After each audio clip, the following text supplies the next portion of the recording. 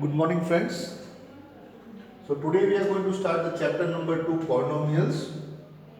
So first let us recall what you did in the ninth standard. In the ninth standard you studied about polynomials. For example, 2x plus 3, 5x plus root 2, root 3 by 2, x minus 5.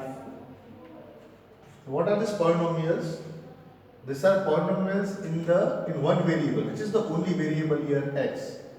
So I hope you have revised the ninth standard, or I can send you the videos for the ninth also to understand polynomials. Okay? So polynomials, here you can see the variable is x. This is one term. 2x is one term and 3 is the second term. This is a binomial made up of two terms. So this is a binomial, even this is a binomial, this is a binomial made of two terms. And I can write 7x minus 4y 3 by 2z. These are all monomials made up of a single term. So these are monomials, these are binomials made of two terms. This is a single variable.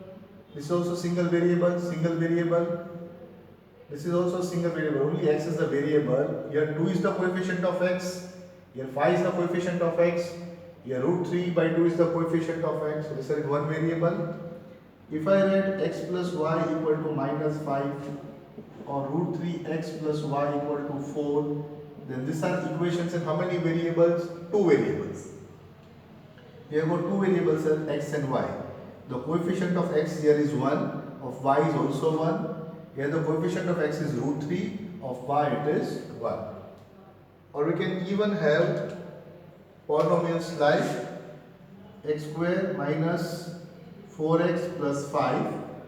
This is a trinomial but in one variable.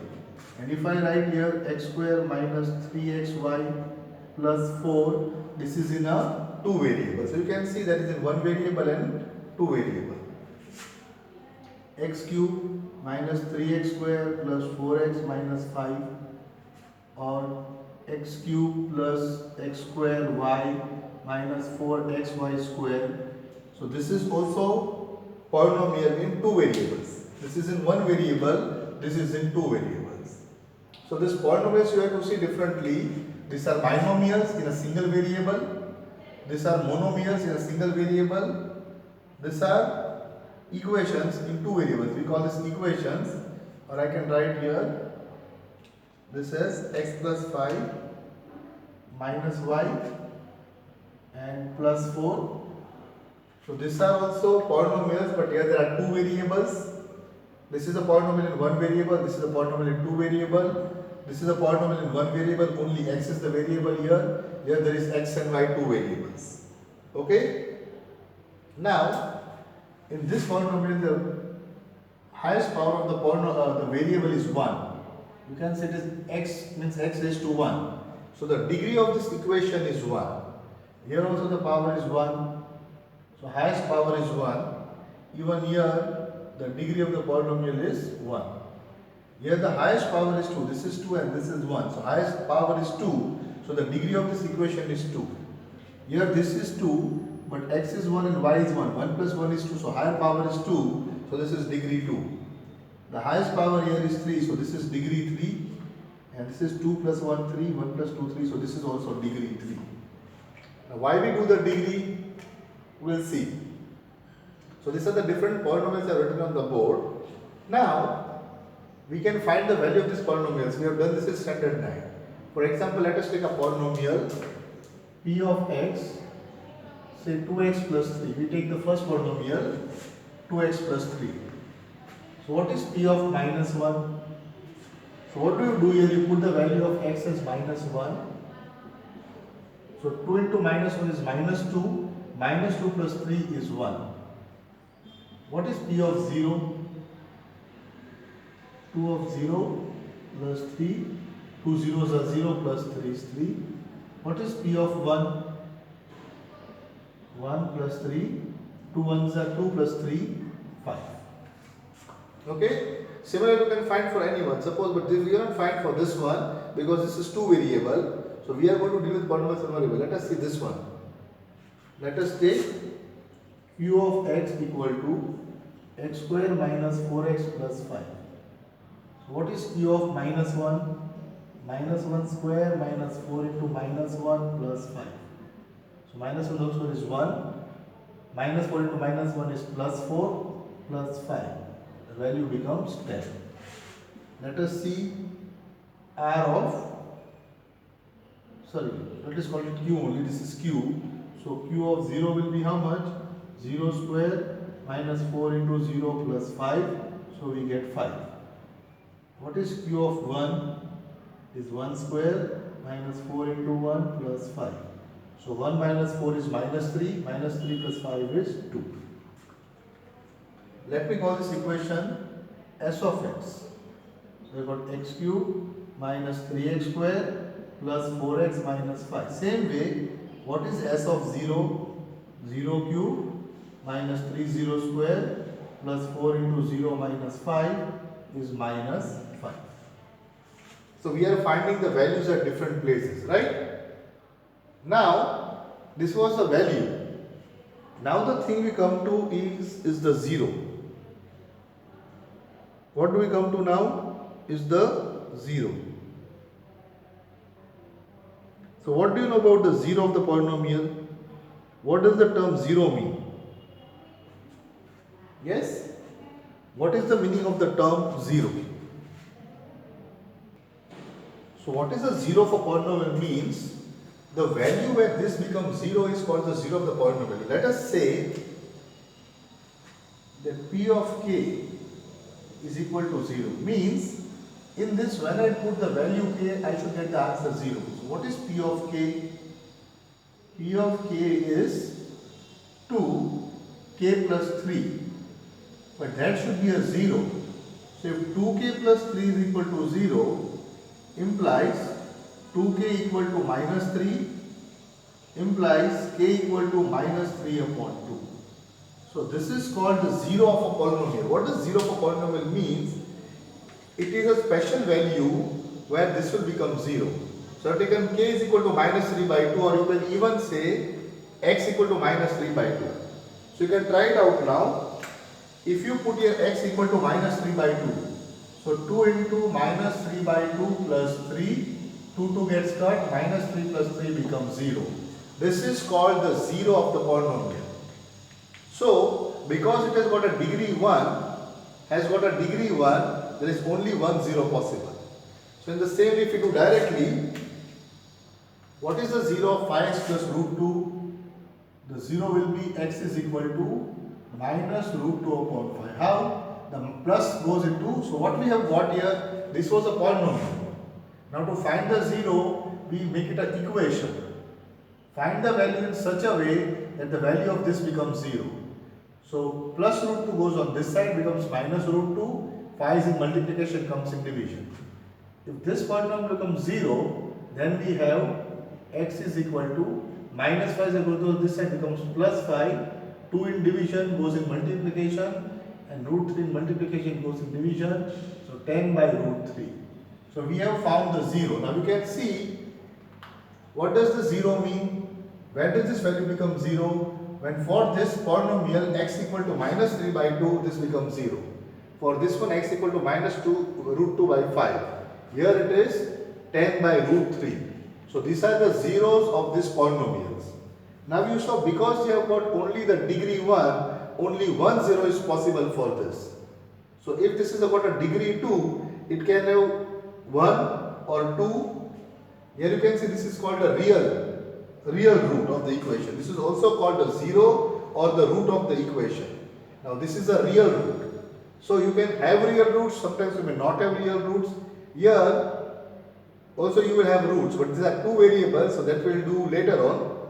This is a single variable, can have real roots, may not have real roots, may have one real root, may have two real roots. So these are called the roots, but we'll go to this part later on first to understand this. So what we have done here is a polynomial is given. So we have tried to find out the root or the 0 of the equation. What does the 0 of the equation mean? The value of x where this value becomes 0. So if 2x plus 3 is your polynomial, when it will become 0, when x equal to minus 3 by 2, the value becomes 0. So this is called the root or the 0 of the equation. Now, if I draw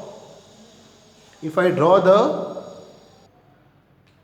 okay, now I am going to plot the graph for the polynomial. You know the number line, we have done the coordinate system.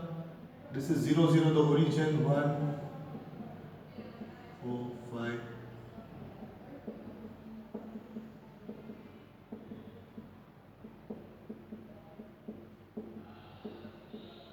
Minus 1, minus 2, minus 3, okay? So we have got. Now I'm going to use this first polynomial whose zeros I have found out. So this is, let me say, x, and this is the value p of x. Okay.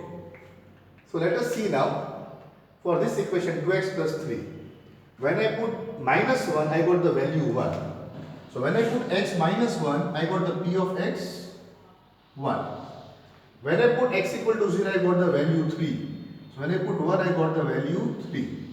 When I put it 1, I got the value 5. So you can see it makes a straight line. Notice this, it has made a straight line. So as I keep on changing the value of x, the value of the px will keep on changing. So I get a straight line. Now this straight line is cutting the x-axis at what point? At which point you can see the point is minus 3 by 2. Minus 3 by 2 means minus 1.5. So minus 1.5, the value becomes 0. Okay? So here you can see this is x. This is not 0, but this is the y-axis. Where is the y-axis? 0. At this point the y-axis is 0. So where the line cuts the x-axis, that point is your 0. So when does this equation become 0? At minus 3 by 2. So what does it mean? This is a linear equation in 1 degree, has got only one root, and that root you will get when you will cut this. So minus 3 by 2 is the root, you can see. So a linear equation. Yes, is it necessary that a straight line will always cut the x-axis? No, it is not. If a straight line is parallel to the x-axis, if a straight line is parallel to the x-axis, then it goes in infinity for both the directions. It will never cut the x-axis. So this is the linear equation, means one which makes a line. For example, I write, say y equal to 3. So y equal to 3 is this line. It will never cut the x-axis. So this linear equation or the linear polynomial makes a straight line, but there are two possibilities. One, it never cuts the x-axis, it does not have a 0. And in the second case, if you draw a straight line, it will cut the x-axis at only one point. So this one point is called the 0 of the equation. So what you can see here, you can see that the line is cut the x-axis at only one point, so only one 0 is possible. This is for a linear equation. Now let us try the graph for a quadratic equation. What is the quadratic equation? We will write p of x equal to x square minus 4x plus 5. Okay, written a quadratic equation. So what I will do again, p of minus 1 is minus 1 square minus 4 into minus 1 plus 5. So 1 plus 4 plus 5 equal to 10. P of 0 is, let me take minus 2 also. So I will take minus 2 square minus 4 into minus 2 plus 5. So this becomes 4 plus 8 plus 5, 17. P of 0 is 0 square minus 4 into 0 plus 5, which gives me 5. P of 1 is 1 square minus 4 into 1 plus 5, which gives me 2. P of 2 is 2 square minus 4 into 2 plus 5. 2 square is 4. 4 plus 5 is 9. 9 minus 8 is 1. Now you can see what are we getting here. Let us plot the points for this. This has got a degree 2 and this is a quadratic equation of degree 2. So when x is minus 1, the value is 10. So for minus 1, the value is 10. It will be somewhere over here, 10. For p of minus 2, it is 17. For minus 2 it goes much higher, 70. For P of 0 it is 5. In P 0 it is 5. P of 1 it is 2. When it is 1 it is 2. When it is 2 it is 1. For 2 it is 1. So let me try one more. Let me try 4. P of, so let us say 3 first. So you get 3 square minus 4 into 3 plus 5.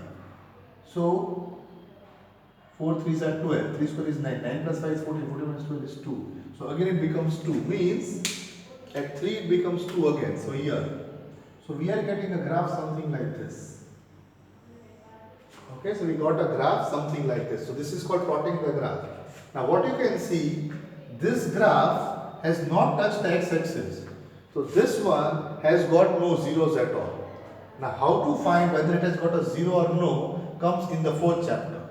So that will keep for later on. But this is a quadratic equation. With degree 2 is called a quadratic equation. So this quadratic equation, when I plot the graph, I got the graph something like this. It is not touching the x-axis at all. So that is, this doesn't have a zero. But what if there is another equation? Then it can happen two possibilities. What two possibilities? The equation just touches the line and goes, means it has got only one zero. Or it can have an equation like this. These are two zeros here. Are you following? So what does the zero mean? In this case there are three possibilities. It just passed from the top of the x-axis, did not touch the x-axis. So this has got no zero. But some other equation may touch the x-axis at one point, means it has got one zero. And if it cuts at 2 points, it has got two zeros. Sometimes you may have graphs like this. Okay, what you can see in this type of graph? How many zeros can you see?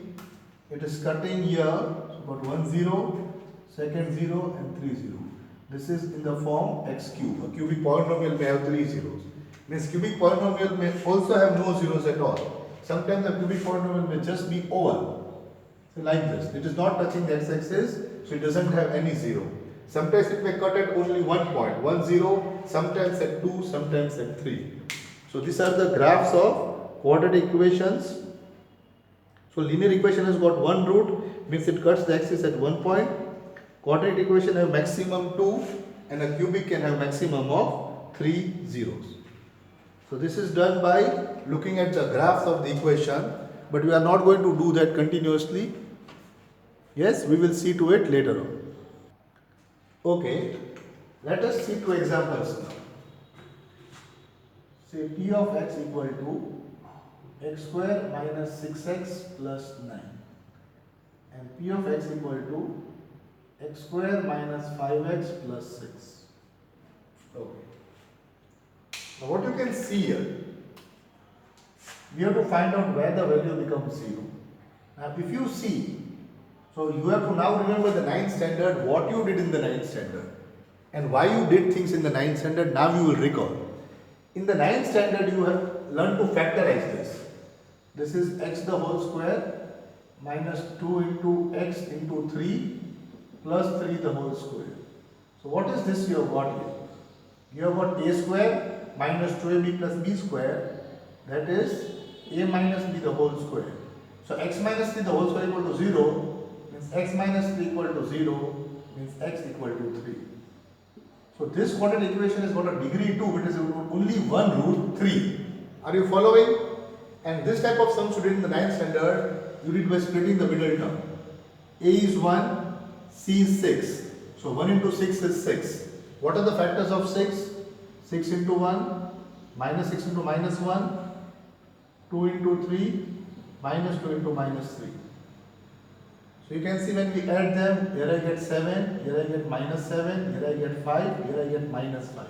So the middle term is minus 5, means this is a splitting. So I write x square minus 2x minus 3x plus 6, x common, x minus 2, minus 3 common, x minus 2, see the signs have changed, equal to x minus 2, x minus 3. So if this value is 0, If this value is 0, then we have x minus 2 equal to 0 or x minus 3 equal to 0, which implies x equal to 2 or x equal to 3. So what I have shown you here, ordered equation. See this equation, it did not touch the x-axis. This has got no real roots. Look at this equation, it touched the x-axis at only one point. This is the wrong, this is on this side x equal to 3, but only at 1.1 root. This equation, by splitting the middle term, I have shown that it cuts it into two different roots. So a quadratic equation can have no roots, can have one root if it just touches one root. If it cuts at 2 points, you have got two different roots. So the graph of the equation tells us the different roots that the polynomials have. So a linear polynomial has got only one root and a quadratic polynomial has got two roots. So the first exercise is only based on that. Finding from the graph how many roots are possible for the, yes, the first exercise is only based on the graphs. You have to say how many roots are there. So I think now you have understood the graphs and you will find out how many roots the graph has. Next part is relationship between zeros and coefficients of a polynomial. Okay, so relationship between zeros and coefficient of a polynomial. Now we have just seen some polynomials which were linear. For example, we have taken 2x plus 3, 5x minus 4. These are polynomials. Okay, so generally a single degree polynomial can be written as what? Ax plus b. What I have written as ax plus b? Have you understood what is ax plus b? A linear polynomial in one variable has got one variable with a coefficient and a constant term. So I have written this is a general equation. This is called a general equation. The coefficient of x is a and the constant term is b. For the quadratic, I had x square minus 4x plus 5 or x square minus 6x plus 9 or x square minus 5x plus 6. So here you can see this is written a general equation as ax square plus bx plus c. Here what I have got here the coefficient of the term x square is called a, the coefficient of the term x is called b, and this is called c. Now since I have written this here, let us compare for this and see what we find out. Compare this with this. So in this case, what is your a? There is nothing here, so you put 1, so a is 1. What is the b? The b is minus 4, the c is 5. And notice that, so this is the quadratic equation written generally as ax square plus bx plus c. A is the coefficient of x square term, so that is 1. In this case also, what have we got? A is equal to 1, b is equal to minus 6, c is equal to 9. Here we have again a is equal to 1, b is equal to minus 5, c is equal to 6. Okay, so we have got a general equation, linear equation, and a general quadratic equation. This is how they are written. You can have any other number here. You can say you can have 3x square minus 5x plus 6. Then here the a becomes 3. So that is no issue. So this is all the different quadratic equations generally written as ax square plus bx plus c, where a is the coefficient of x square, b is the coefficient of x, c is the constant term, and this. Now we just saw if we have got this as 0, then we get x equal to plus then becomes minus 3 upon 2. If this term is 0, we have x equal to minus 4 becomes plus 4 multiplication 5. So here we will have x equal to minus b upon a. So for any linear equation, you can see this linear equation, for any linear equation, the 0, that is x which is 0, is always equal to minus the constant term, whichever it is. You have to take minus of the constant term. Since it is plus b, this becomes minus b. Now here it was minus. Constant term is minus, so minus minus 4 becomes plus 4. So 0 is constant term upon coefficient of x. That's it. Okay, so for any linear equation now you can directly say the zero, that the x, the zero of the coefficient is, zero of the polynomial is the minus of the constant term. So what is your A here? A is 2. What is your B? The B is 3. So you have to do minus B upon A. Check it out. What is your A here? The A is 2. What is your B? The B is 3. So it is minus 3 upon 2.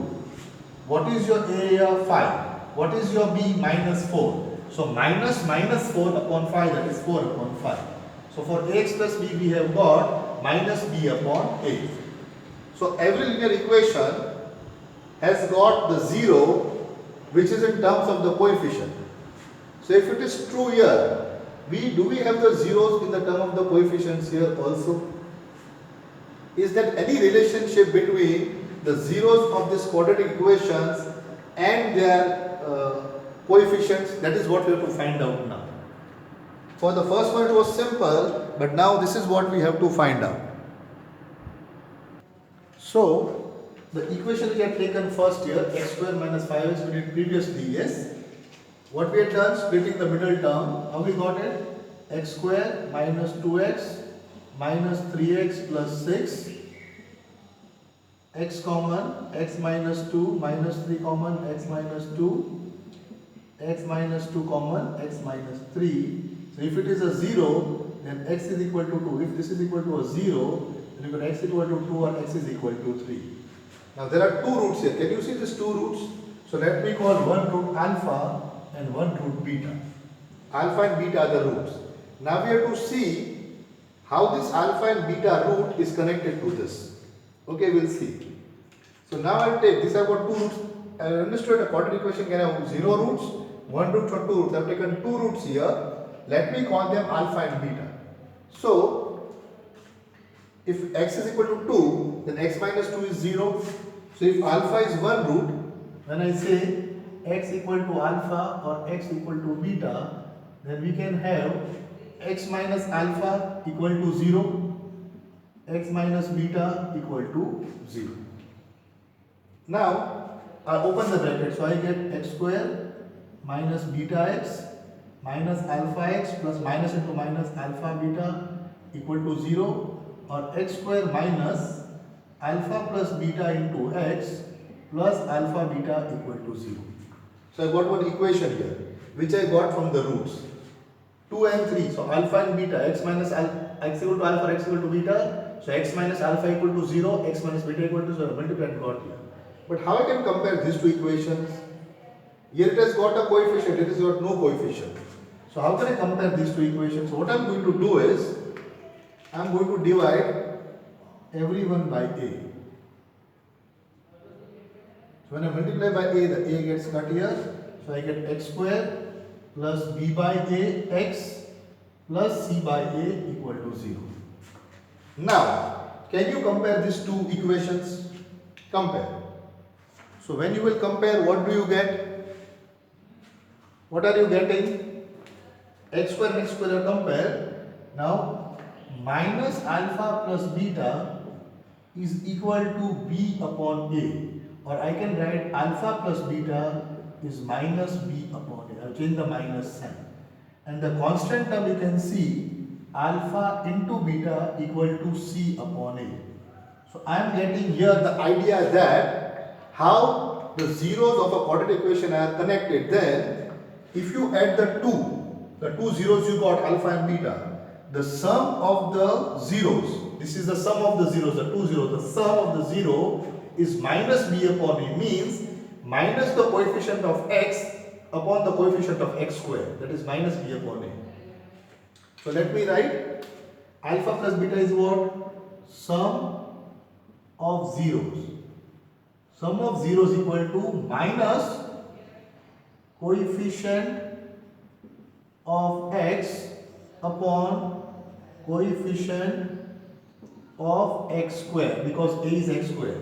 And what is the product of the zeros? Product of zeros means what?